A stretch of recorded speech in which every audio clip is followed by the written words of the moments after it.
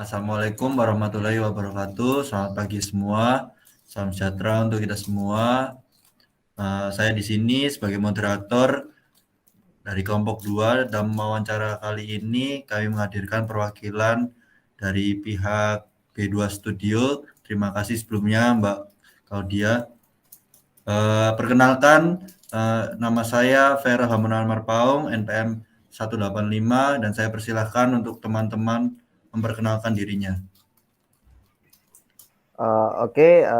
Saya Bintang Nama Muda selaku anggota kelompok 2 dengan NPM 175.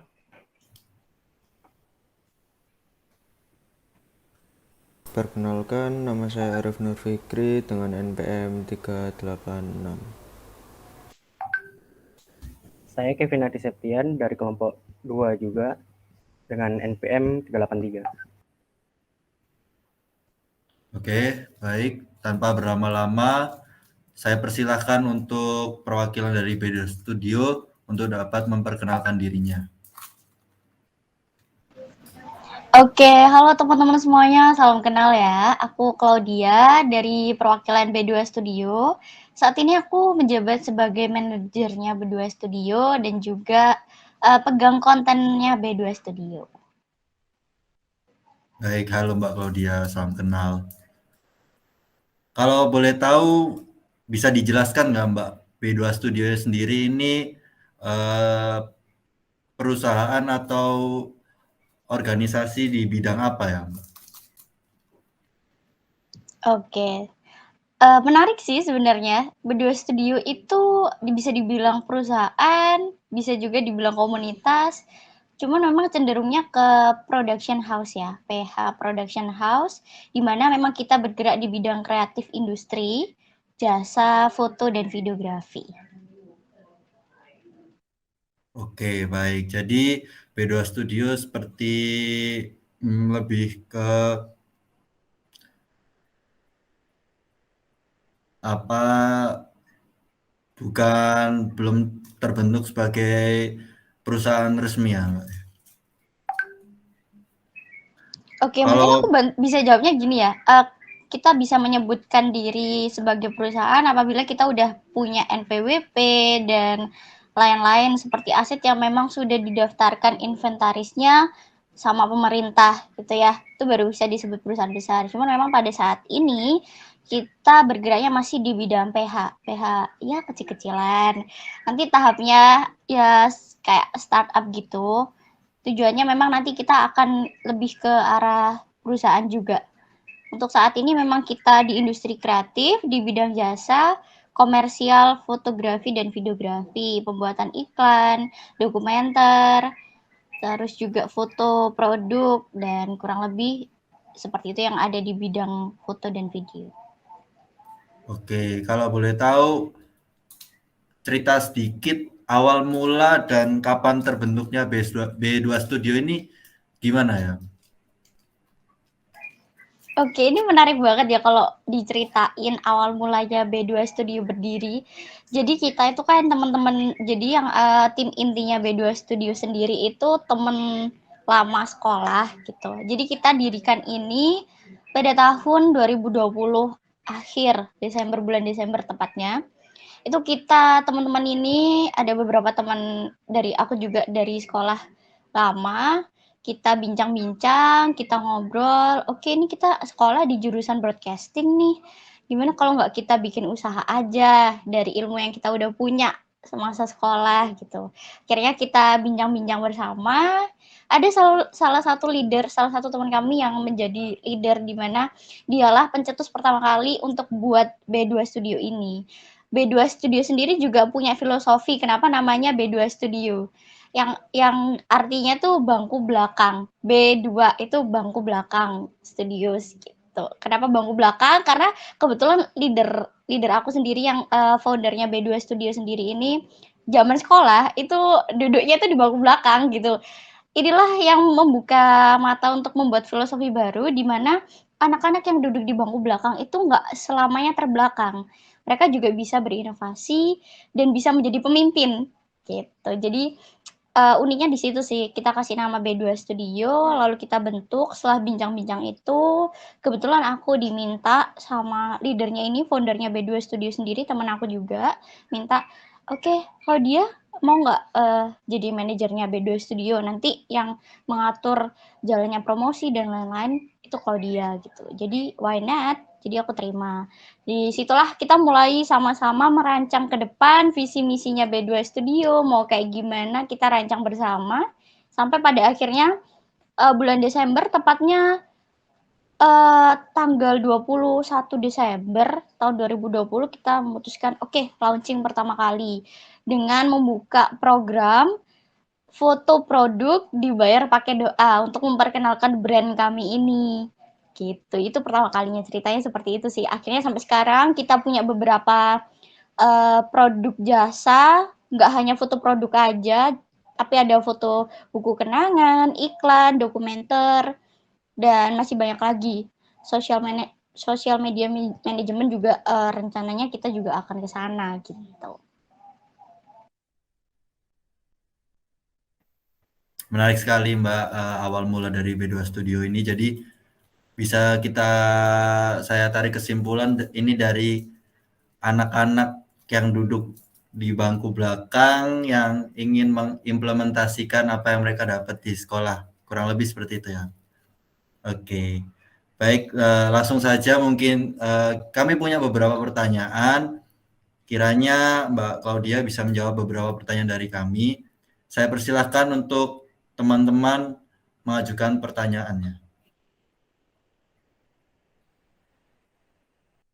Mungkin bisa dimulai dari Mas Arief. Oke, terima kasih atas waktunya. Halo Mbak Claudia. Halo, ya boleh silakan. Oke, untuk pertanyaan yang pertama, indikatornya adalah kepemimpinan dalam organisasi. Mengapa Anda terpilih sebagai pimpinan dalam bisnis yang Anda pimpin?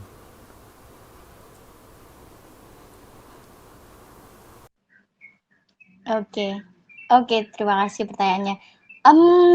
Pemimpin ya, kebetulan di sini jabatan aku sendiri kan manajer ya.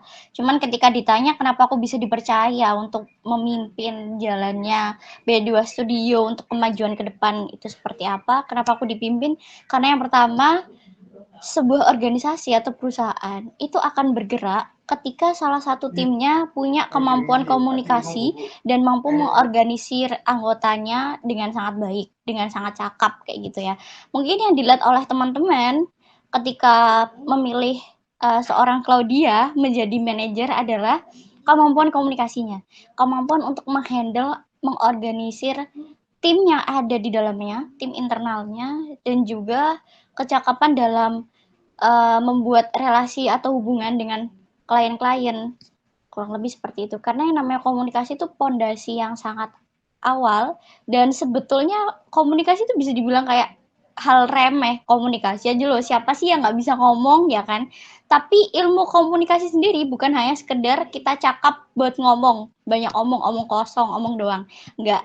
Di situ ada ilmunya juga, ada kemampuan yang harus seorang pemimpin miliki supaya tidak terjadi kesalahpahaman baik dari pihak internal maupun eksternalnya. Karena kita kalau udah mendirikan suatu perusahaan atau organisasi, menjaga kepercayaan pelanggan atau customer kita itu hal yang penting banget. Apalagi kita geraknya di bidang jasa ya. Kalau kita nggak mampu meng-hire, mengorganisir klien atau pelanggan, itu pasti juga akan susah karena pelanggan bisa hilang kepercayaannya kayak gitu. Jadi komunikasi itu hal yang penting dan yang dilihat teman-teman di diri Claudia adalah mungkin itu kecakapan bisa berkomunikasi dan mengorganisir antara pihak internal dan juga eksternal gitu sih. Oke, jadi komunikasi adalah alasannya ya Mbak Claudia ya. Oke, langsung saja ke pertanyaan yang kedua. Indikatornya adalah pemimpin karismatik. Pemimpin yang berkarakter karismatik apakah suatu hal yang penting dalam bisnis Anda? Bisa langsung dijawab. Penting sih. Kalau dari aku sendiri penting untuk di B2 Studio itu pemimpin karismatik memang yang kita butuhkan. Karena apa? Karena kita perusahaan kreatif production house yang bergerak di bidang jasa, lalu kita punya visi dan misi. Visi dan misi ini itu ibaratnya bangunan kokoh untuk menaungi B2 Studio supaya tetap berdiri. Kerangkanya itu ya visi dan misi. Seorang pemimpin karismatik itu kan harus mampu, dia punya tuntutan untuk bisa berpikir visioner ke depannya. Apalagi kompetitor kita di bidang ini tuh juga banyak, di bidang jasa ini juga banyak, apalagi foto videografi ya, banyak banget, apalagi di Surabaya. Perlu adanya pondasi yang kuat dari visi misi itu. Dan seorang pemimpin karismatik itu memang dituntut untuk bisa berpikir visioner ya. Untuk terus berinovasi, apalagi nih yang baru, trennya apalagi nih, supaya perusahaan kita tetap berkembang dan tetap produktif mengikuti tren. Kalau kita nggak bisa ngikuti tren yang ada, kita akan kalah dengan kompetitor-kompetitor kita. Itu sih. Ya, jadi sangat penting ya mempunyai pemimpin yang karismatik dalam bidang bisnis Anda ini.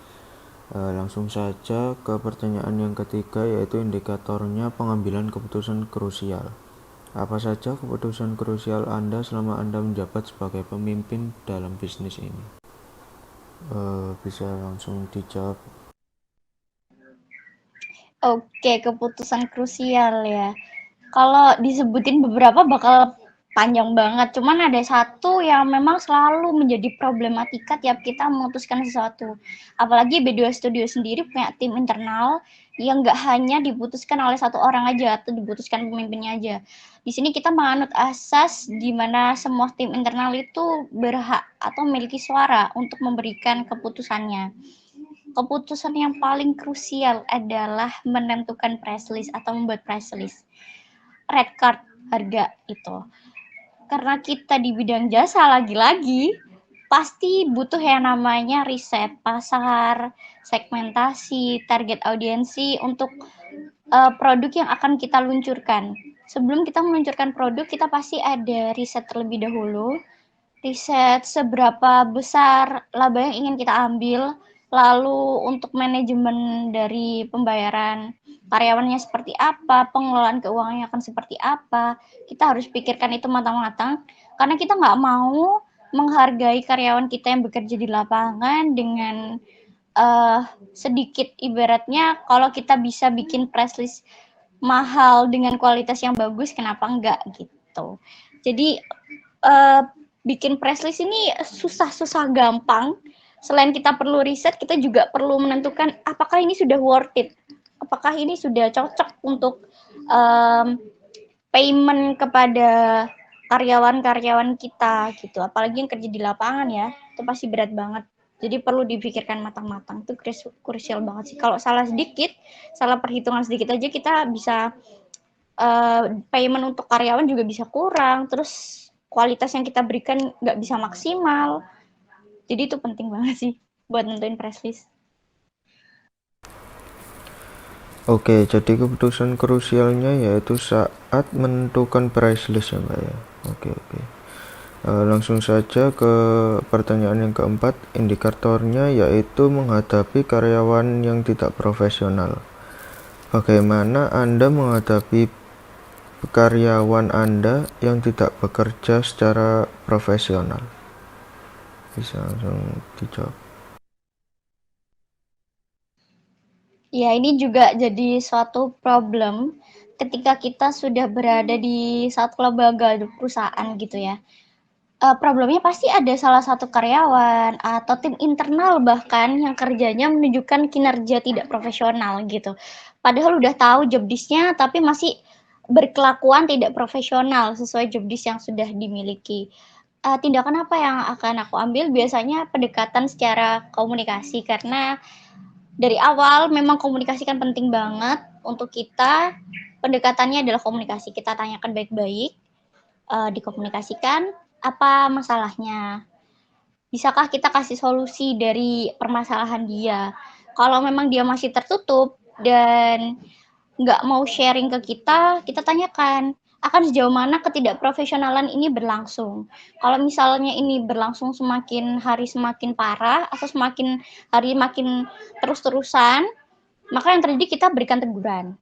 Maunya kayak gimana nih?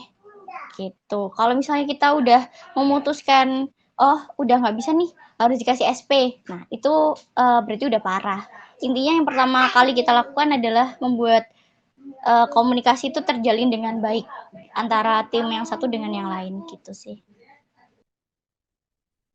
Jadi komunikasi lagi-lagi hal yang paling penting ya Mbak ya untuk siswa perusahaan Anda.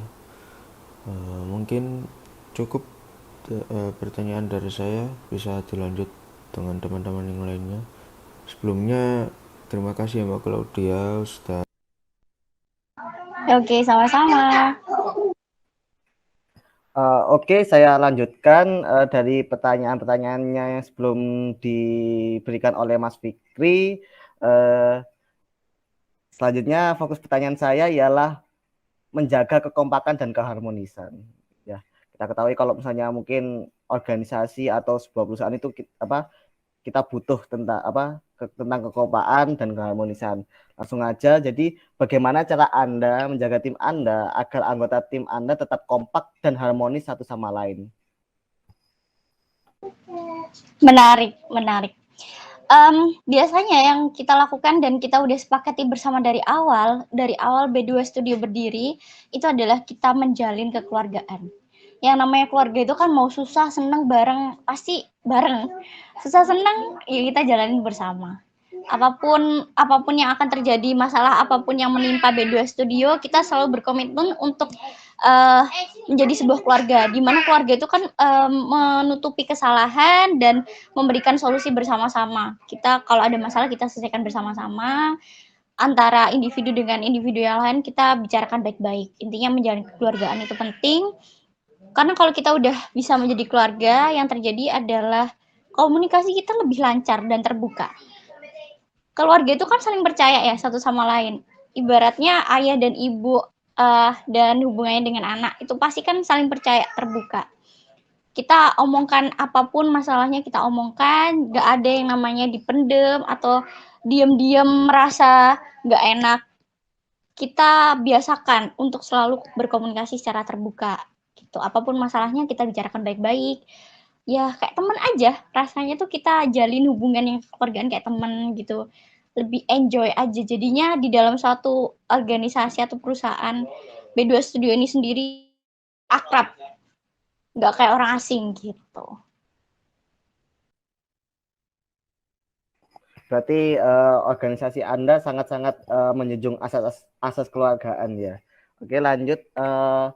Fokus pertanyaan saya menjaga budaya organisasi. Bagaimana cara Anda membentuk dan mempertahankan budaya organisasi Anda yang mungkin telah terbentuk dari awal organisasi Anda? Oke, balik lagi sama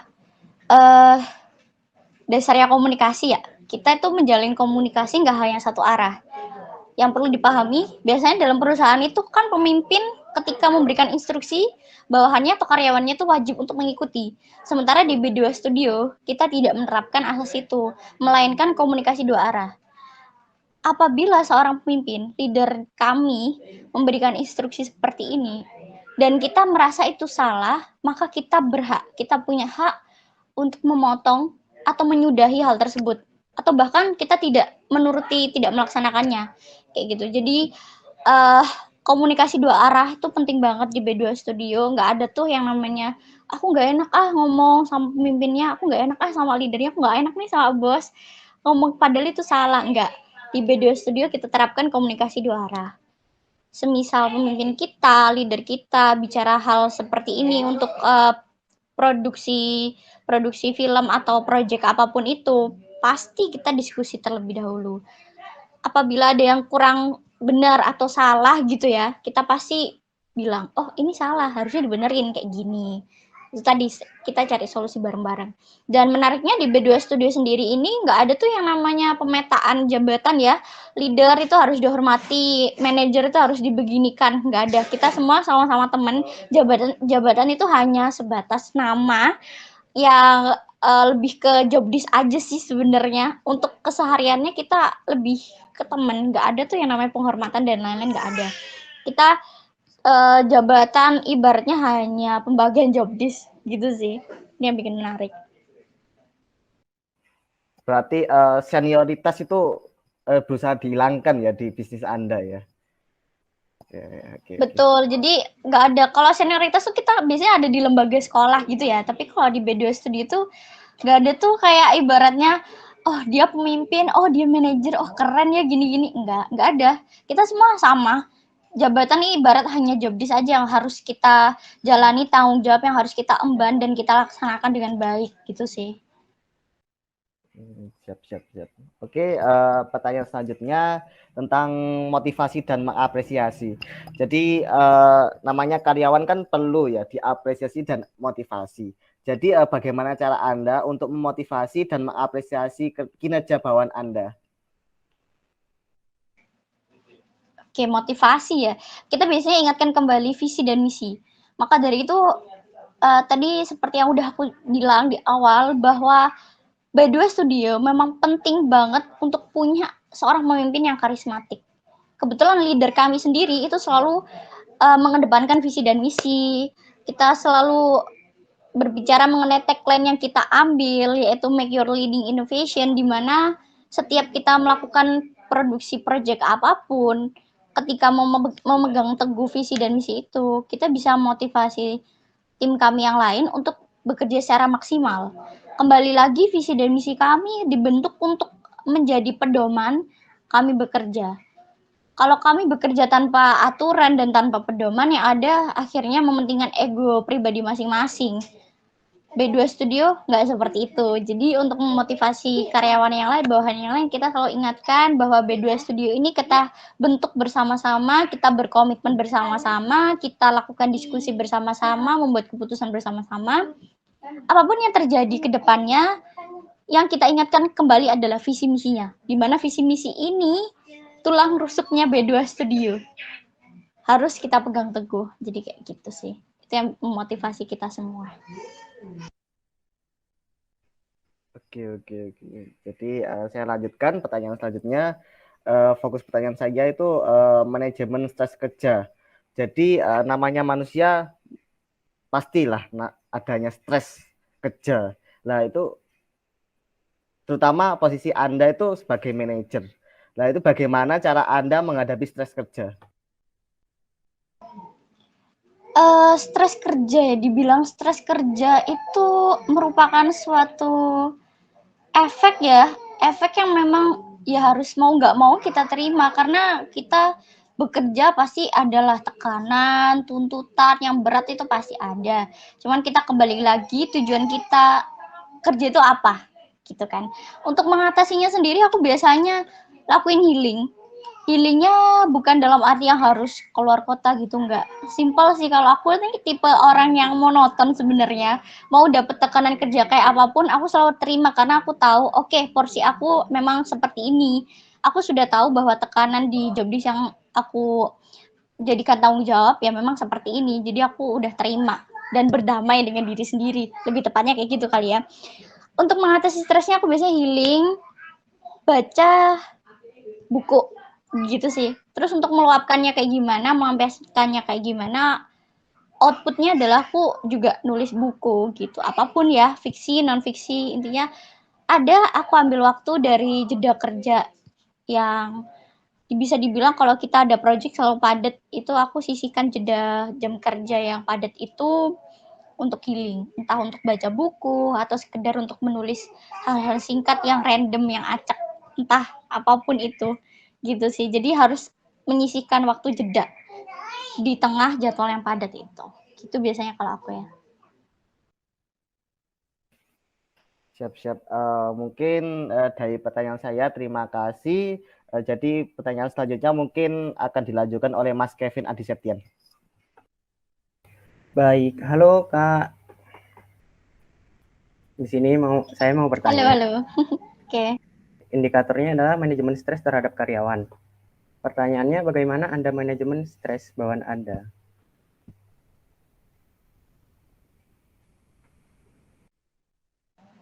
Oke, kalau manajemen stresnya karyawan tuh kan kita nggak tahu ya porsi stresnya karyawan ini seperti apa, apalagi orang itu dari latar belakang yang berbeda-beda. Untuk itu dibentuk jalinan kekeluargaan ini untuk mengenali karakter dari tim kita masing-masing. Biasanya kalau kita udah tahu karakter seseorang, maka kita juga udah tahu nih apa yang mereka butuhkan, gitu. Kita tahu dulu nih apa yang mereka butuhkan. Oke, dia lagi stres banget nih. Yang dia butuhkan apa? Mungkin dia pengen jalan-jalan atau dia mungkin pengen beli barang. Kita berikan kesempatan itu. Kita tanyakan terlebih dahulu maunya apa, kayak gimana. Lalu kita berikan kesempatan itu. Dan ya di Berdua Studio jam kerja kita memang nggak setinggi perusahaan-perusahaan besar di bidang jasa lainnya yang udah kerja dari Senin sampai Jumat, dari jam 8 sampai jam 5 sore kayak gitu. Nggak, kita fokusnya memang ketika ada project kita produksi. Nah mungkin di sela-sela produksi itu yang berat jadwalnya karena tiap kita produksi pasti ada tahapan-tahapan praproduksi, produksi, pasca produksi itu memang butuh waktu yang sangat panjang dan sangat-sangat tinggi waktu kerjanya. Cuman ya memang hanya waktu produksi aja. Di jeda-jeda tersebut pasti adalah karyawan yang tertekan dengan tuntutan, oke ini harus di deadline ya, kayak gini kita harus selesai ini, kayak gini. Maka dari itu kita pasti berikan kesempatan kok buat mereka, apa yang mereka mau, apa yang mereka butuhkan, kita berikan. Baik, sangat kekeluargaan sekali. Berikutnya, indikatornya adalah kepuasan kerja karyawan. Pertanyaannya ini, bagaimana cara Anda mengetahui bahwa Anda jika mereka puas dengan pekerjaannya? Lucu ya, ini sebenarnya lucu jawabannya. Karena kita udah kayak keluarga, jadi kita kenal tim-tim kita, itu biasanya kita tahu kalau dia puas dengan pekerjaannya, pasti dia narsis. Dia atau hasilnya tuh dia putar-putar terus atau dia perlihatkan ke kita terus, oh ini lo bagus loh, ini sesuai banget loh gambarnya, VO-nya dan lain-lain. Biasanya kita narsis sih. Apapun itu kalau misalnya hasilnya bagus dan sangat wow, kita pasti narsis, kita puji semuanya itu. Semua kerja tim kita pasti puji, kita putar-putar terus, kita apresiasi terus. Ya memang nggak apa-apa lah ya kita narsis buat diri kita sendiri toh. Kita bukannya sombong, cuman kita mengapresiasi hal tersebut. Jam terbang kerja kita kan juga udah padat gitu, setelah dapat hasilnya seperti itu, oh iya ini bagus banget ya. Apa salahnya kalau kita mengapresiasi diri sendiri dan juga tim kita, kayak gitu biasanya. Oke. Selanjutnya, konsep pertanyaannya adalah ketidakpuasan kerja karyawan. Pertanyaannya adalah apakah ketidakpuasan kerja terhadap karyawan dapat mempengaruhi kinerja organisasi Anda dan mengapa? Iya, itu pengaruh banget ya. Kalau misalnya karyawan kita nggak puas sama hasilnya, aku ambil studi kasus aja ya, contoh. Salah satu fotografer dari tim internal kita itu tiap ada on the spot di lapangan foto gitu ya, pasti dia merasa, oh ini kurang bagus fotonya, komposisinya kurang pas.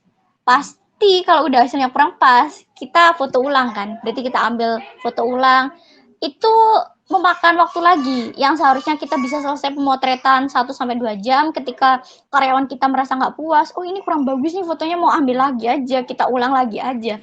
Kita butuh 1 jam lagi, 2 jam lagi, sampai 3 jam ke depan lagi sampai bener-bener dapat hasil yang memang kita mau, yang memang sesuai standar B2 Studio gitu biasanya. Pengaruh banget sih ketidakpuasan karyawan itu. Intinya kalau di B2 Studio ya, tim kita itu udah pasti sadar ini hasil pekerjaannya, hasil dari job desk-nya kurang bagus, maka dia selalu berupaya untuk memperbaiki itu sampai menemukan porsi yang pas sesuai standar yang B2 Studio terapkan, kayak gitu biasanya. Baik, terima kasih untuk Kakak Claudia atas perwakilannya. Mungkin akan diteruskan oleh Mas Ferel. Ya, luar biasa sekali setiap jawaban yang kita dapatkan dari Mbak Claudia. Banyak yang dapat kita ambil ketika mulai dari awal B2 Studio terbentuk, juga bagaimana cara B2 Studio atau Mbak Claudia sendiri mengatur atau memanage kawan-kawan B2 Studio agar tidak keluar dari tren dengan tetap mengingat terus visi misi dari awal hingga akhirnya tetap bisa memotivasi pekerjaan dari teman-teman semua. Juga yang saya tangkap dari sini juga yang terpenting dari sebuah organisasi atau dari sebuah komunitas adalah kuncinya komunikasi ya. Ya, sungguh luar biasa. Baik, karena semua pertanyaan telah dilontarkan, saya mewakili dari teman-teman mengucapkan banyak-banyak terima kasih untuk Mbak Claudia atas menyempatkan waktunya yang tidak banyak. Terima kasih Mbak. Semoga tidak kapok untuk kita tanya-tanyain lagi ke depannya. Oke, sama-sama dari kelompok 2. Terima kasih banget udah ngundang dan percaya B2 Studio di sesi wawancara ini. Thank you juga. Ya, semoga kedepannya B2 Studio tetap bisa lanjut, anggota-anggotanya tetap langgeng semua, dan semoga kita bisa berjumpa lagi di lain waktu. Sebelumnya, saya mewakili dari kelompok 2 mengucapkan terima kasih, dan setelah apa yang kami lewati pada sesi wawancara kali ini, kami pamit undur diri. Wassalamualaikum warahmatullahi wabarakatuh. Waalaikumsalam. Ah, yes. Well, looky here. Ah, what do we have? Another pretty thing ready for me. But little does she know that I'm a wolf in sheep's clothing. 'Cause at the end of the night, it is her I'll be holding. I love you so. Hey. Oke, merenung dulu. Ada terus nang Ya, nanti dipotong ke depan itu. Sin 2 sampai mati 1.